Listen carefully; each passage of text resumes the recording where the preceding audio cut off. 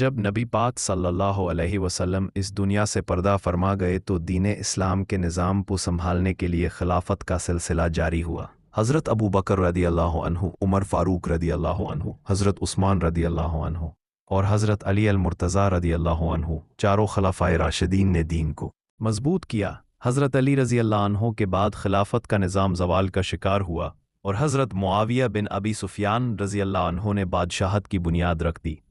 उनके बेटे यजीद ने खिलाफत को मुकम्मल मरूसी बनाकर कब्ज़ा किया। यजीद नापाक किरदार, दीन से दूर, फिस्क व फजूर में डूबा हुआ इंसान था। उसने हुक्म जारी किया कि सब मुसलमान इसकी बैत करें, हत्ता कि हज़रत इमाम हुसैन रज़ी अल्लाह अन्हु से भी। हज़रत इमाम हुसैन रज़ी अल्लाह अन्हु ने इनकार फरमाया कि जिस शख्स की सीरत और किरदार कुरान और सुन्नत के ख़िलाफ़ हो, मैं उसकी बैत नहीं कर सकता। वो नवासे रसूल सल्लल्लाहु अलैहि वसल्लम थे। उनके इनकार की गूंज पूरे मदीना में फैल गई। यजीद ने मदीना के गवर्नर वलीद को ख़त भेजा कि फ़ौरन हज़रत इमाम हुसैन रज़ी अल्लाह अन्हु से बैत लो, अगर ना माने तो कत्ल कर दो। जब यह खबर हज़रत हुसैन रज़ी अल्लाह अन्हु को मिली तो आपने रात ही के वक्त मदीना छोड़ दिया। अपने अहलो अयाल के साथ मक्का मुकर्रमा की तरफ रवाना हुए। मक्का में भी अमन न रहा। वहाँ यजीदी जासूस आपको शहीद करने के मंसूबे बनाने लगे। चुनाचे आपने मक्का से कोफा की तरफ सफ़र किया, जहाँ के लोगों ने हज़ारों खतूत लिखकर आपको बुलाया था कि आप आएँ, हम आपको अपना इमाम बनाएंगे। हज़रत इमाम हुसैन रज़ी अल्लाह अन्हु ने अपने चचाज़ाद हज़रत मुस्लिम बिन अकील रज़ी अल्लाह अन्हु को पहले कूफा भेजा। वहाँ के लोगों ने बड़ी मोहब्बत से बैत की, लेकिन जब यजीद ने ज़ालिम गवर्नर इब्न ज़ियाद को भेजा तो वो लोग डर गए। हज़रत मुस्लिम रज़ी अल्लाह अन्हु को तन्हा कर दिया गया और उन्हें शहीद कर दिया गया। हज़रत इमाम हुसैन रज़ी अल्लाह अन्हु उस वक्त मक्का से निकल चुके थे। जब कूफा से बेजारी की खबर मिली, आप रुकने के बजाय अल्लाह पर तवक्कुल करते हुए करबला की तरफ बढ़ते गए। हज़रत इमाम हुसैन रज़ी अल्लाह अन्हु के काफ़िले में अहले बैत के तकरीबन 40 अफराद और साथी मिलाकर कुल 72 अफराद थे। 2 मुहर्रम 61 हिजरी को करबला के तपते मैदान में काफ़िला क़याम पजीर हुआ। यजीदी लश्कर का कमांडर उमर बिन साद था। उन्होंने फ़ौरन दरियाए फ़रात से पानी बंद कर दिया। हज़रत इमाम हुसैन रज़ी अल्लाह अन्हु ने यजीदी लश्कर को खुतबा दिया। फरमाया कि तुम मुझे इस मकाम पर खुद बुलाने वाले हो। मैं ना तो हुकूमत के लिए आया हूँ, ना माल के लिए। मैं तो इस उम्मत की इस्लाह के लिए निकला हूँ। लेकिन वो अंधे दुनिया के ग़ुलाम बने लोग ना माने। जब हज़रत हुसैन रज़ी अल्लाह अन्हु ने फरमाया कि अगर तुम मुझे नहीं चाहते तो मैं वापस मक्का चला जाता हूँ, तब भी ना माने।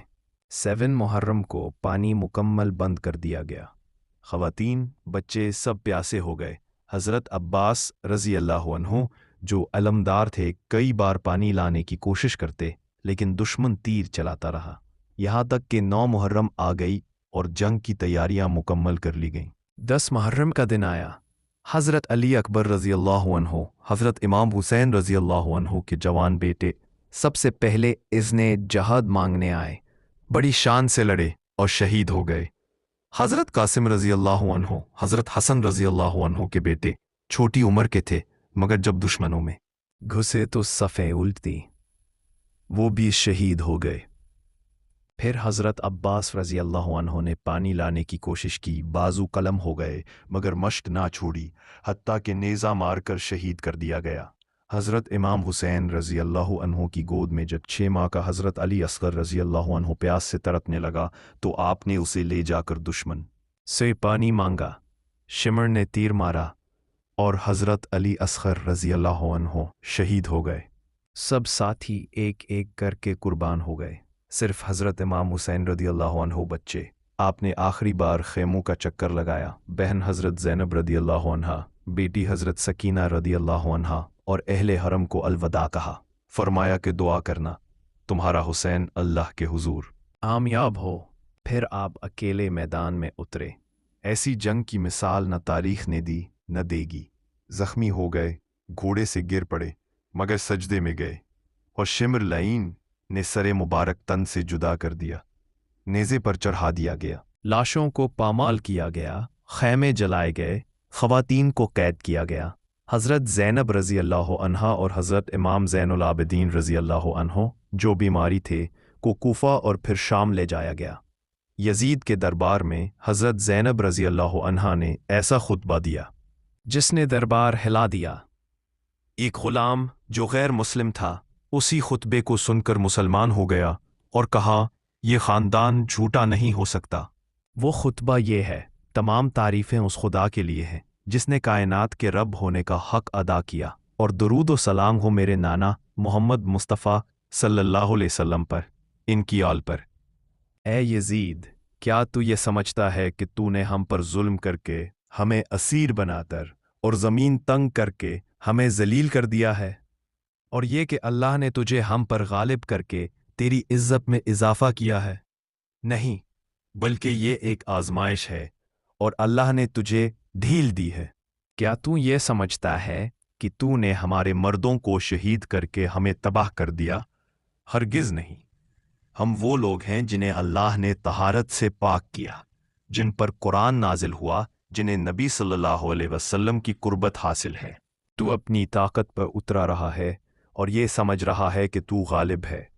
تو نے اللہ کی حدود کو پامال کیا اور اس کے محبوب بندوں کو شہید کر کے اپنے زعم میں فتح پائی، لیکن تیرا انجام قریب ہے۔ تو آج ہمیں قیدی بنا کر خوش ہو رہا ہے، لیکن یاد رکھ، جس دن حساب ہوگا اس دن تو جواب دہ ہوگا۔ اس دن تیرے جسم لرزیں گے اور تیری زبان گنگ ہو جائے گی۔ تو انہیں نواس رسول صلی اللہ علیہ وسلم علی کے بیٹے حسین کو قتل کر دیا، جو جوانان جنت کے سردار ہیں، جن کے دل میں اللہ اور اس کے رسول کا نور تھا، جن کی ماں فاطمہ زہرا ہے اور جن کا باپ علی ہے۔ تو نے ظلم کی انتہا کی، لیکن یہ سب ہمارے لیے عزت کا سبب ہے۔ ہم شہید ہوئے لیکن سربلند رہے، اور تو اے یزید، تو ہمیشہ کے لیے ذلیل ہو گیا۔ یاد رکھ، تم سب ختم ہو جاؤ گے اور ہمارا نام باقی رہے گا۔ ہم وہ لوگ ہیں جنہیں اللہ نے عزت دی ہے، اور تم وہ ہو جنہیں ہمیشہ کے لیے رسوائی نصیب ہوئی ہے۔ بس گر یزید، تیرے دن گنے جا چکے ہیں اور تیرا وقت قریب ہے۔ یزید نے بے عزت ہو کر اہل بیت کو رہا کیا اور مدینہ روانہ کیا، مگر کربلا کی آگ دلوں میں رہ گئی۔ یزید کی حکومت چند سال میں ختم ہو گئی۔ اس کی موت عبرتناک تھی۔ جسم گلنے لگا، لوگ دفنانے سے ڈرتے تھے۔ اس کا بیٹا معاویہ ثانی بھی خلیفہ نہ بن سکا اور بنی امیہ کی خلافت برباد ہو گئی۔ حضرت امام حسین رضی اللہ عنہ اور ان کے ساتھیوں رضی اللہ عنہم نے جو قربانی دی وہ صرف تلوار سے نہیں تھی، وہ دین کے لیے، حق کے لیے اور اسلام کی روح کو زندہ رکھنے کے لیے تھی۔ ان کے خون نے امت کو جگایا۔ وہ پیغام دے گئے کہ ظلم کے آگے جھکنا نہیں، چاہے تنہا ہو مگر سچائی پر ڈٹے رہو۔ یہ واقعہ نہ صرف دل کو رولاتا ہے بلکہ روح کو جھنجھوڑ دیتا ہے۔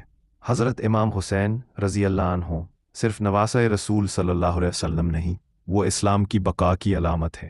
ان کی یاد قیامت تک زندہ رہے گی۔